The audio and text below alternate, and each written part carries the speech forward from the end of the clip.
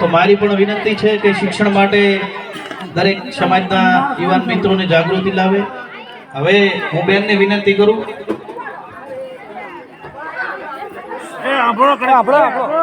બોલો મોમાઈ માતાની જય.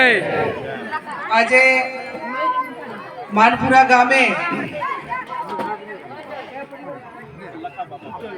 નખા બાપા પરિવારના આમંત્રણને માન આપીને રમેલ પ્રસંગમાં ઉપસ્થિત ભાઈ શ્રી ઠાકરસિંહભાઈ, સમગ્ર ભુવાજી, ભારા કાકા, ગામના સૌ વડીલો, આમંત્રિત મહેમાનો અને બહેનો, ભાઈ શ્રી ઠાકરસિંહભાઈ કહ્યું એ પ્રમાણે આજે શંકરાચાર્યજી થરાદ પધાર્યા હતા અને એમને તમારે તો વર્ષોથી એક જ માગણી કે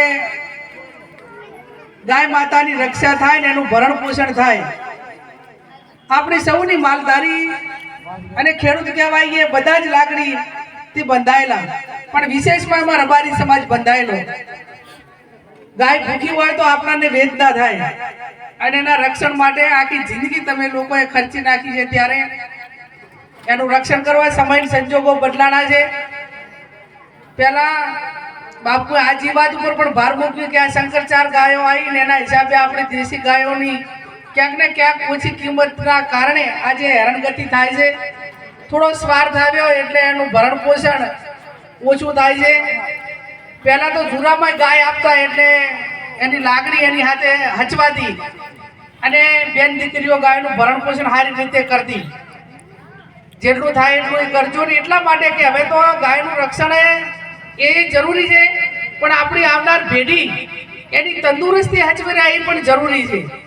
આ તમે જે આપણે દેશી ગાયો, બકરા અને એનું જે દૂધનું સેવન કર્યું ભૂતકાળની પેઢીઓએ, તો તમે આ 20-25 વર્ષ પહેલા તમે જુઓ કે આ કેન્સર કે કશું કોઈ વસ્તુ આપણને ક્યાંય જોવા ના મળતી, પણ અત્યારે જે આધુનિકતાને કારણે સતત પશુઓને હાઇબ્રિડ બધો ખોરાક, ઇન્જેક્શનોનો મારો અને દૂધ માટે કરીને તમામ મિલાવટોનું જ્યારે આપણે માનવતા નથી એના ઉપર રાખતા અને એના ઉપર થઈને કરીએ છીએ તો આડકતરી રીતે અસર બધાને જ થાય.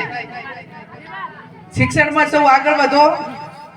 ભાઈ શ્રી ઠાકરસિંહભાઈને અભિનંદન આપું કે હમણાં થરાદ મુકામે તાબુ ભરાતું હતું એ ટાઈમે મારી પણ હાજરી, અને ખરેખર હું એટલી દિલથી રાજી થઈ. હું અમને 10 વર્ષથી કહેતી હતી કે ભાઈ તમે જાતે આગળ વાઢો તો લોહી નીકળશે, તમને કોઈ કરી દેવા આવવાનું નથી. એટલે 6-8 મહિનાથી વળજો અને ત્યારે ધાબુ ભરાણું છે અને એવડી મોટી શૈક્ષણિક સંસ્થા થરાદ થઈ રહી છે, એટલે એમને અભિનંદન આપું છું. જ્યાં લાંબા હાથ કરવાના થતા હોય એ થોડા કરજો. એમાં એ પેઢીનું નિર્માણ એમ જ છે.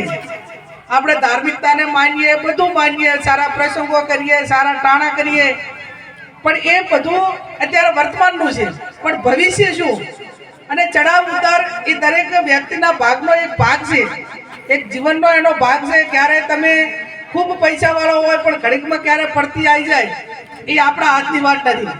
પણ જો તમારો કુટુંબ શિક્ષિત હોય, કોઈ નોકરી કરતું હોય, તો ચડાવ ઉતાર 2 કે 5 વર્ષનો આવે, 50 વર્ષનો ના આવે. અને 20-25 વર્ષ કોઈ નોકરી ઘરે હોય તો એક ઘરે નોકરી કરતો હોય તો આખા પરિવારને પાછો ઉપાડી અને અધોયની સ્થિતિમાં લાવવાનો પ્રયત્ન કરીએ. એટલે જ્યાં જ્યાં જરૂર પડે ત્યાં ધંધા રોજગારમાં આગળ વધો. વટવતનને વ્યસન, હવે આપણને તો આ ઓલા ઘરના કૂવામાં આવીને રહેવાનું ગમ્યું, અને એમાં ખરેખર તો અત્યારે જો અમદાવાદ, ગાંધીનગર, મહેસાણા તમારો સમાજ ખાલી મજૂરી કરવા એ ટાઈમે કોઈ પરિવારો ગયેલા અને સબ ભૂમિ ગોપાલની ચાક નાના મોટો વાડો કરીને ત્યાં હકે તકે બેહી રહ્યા, તો આજે કરોડો ને અબજોપતિ થઈ ગયા અને છોકરા લાઈને થઈ ગયા. પણ આપણને તો એમ કે આ જેટલું હોય એટલું આય નહીં રહેવું છે, નાય નહીં ખાવું, જેવું થવું હોય થાય, પણ વતન છોડવું નથી એમ.